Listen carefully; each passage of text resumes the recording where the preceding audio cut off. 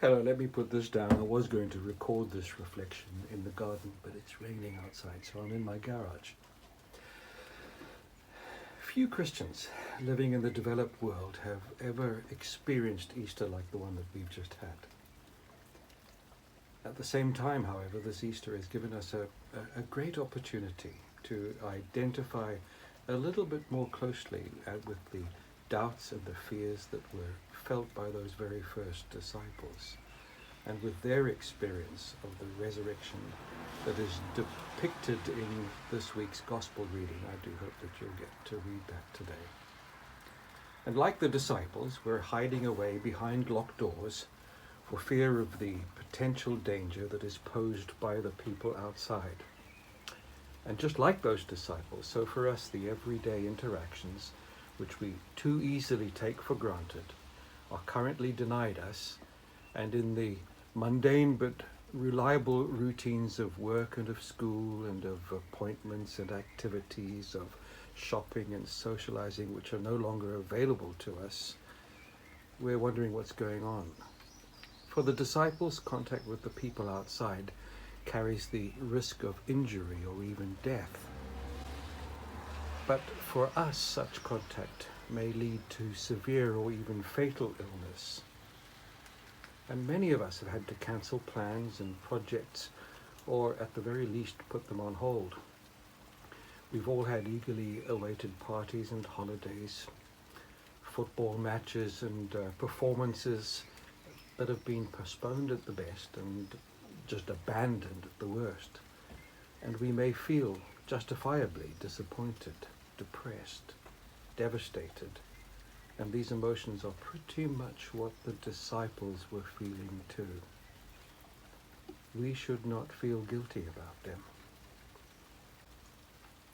And you know what? Easter came anyway.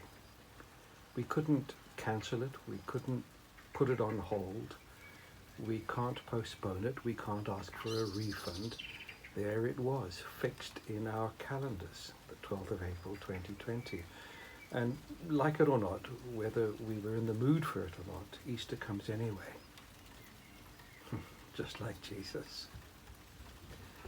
And so here we are today. Maybe we are locked in our homes, or we are fearing the people outside, but that doesn't stop the risen Jesus from coming among us.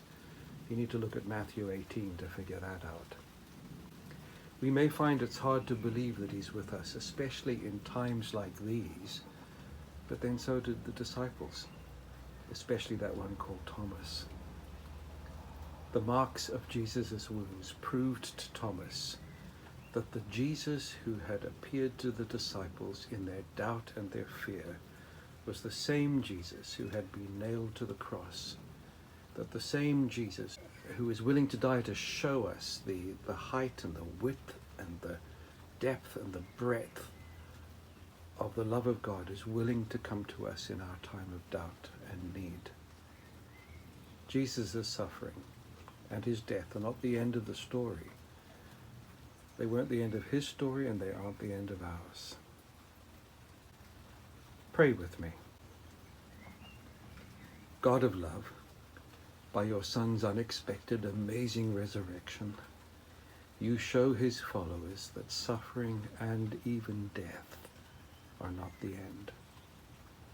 Be with us through him in our times of doubt and fear. Unite us through him with those whom we love.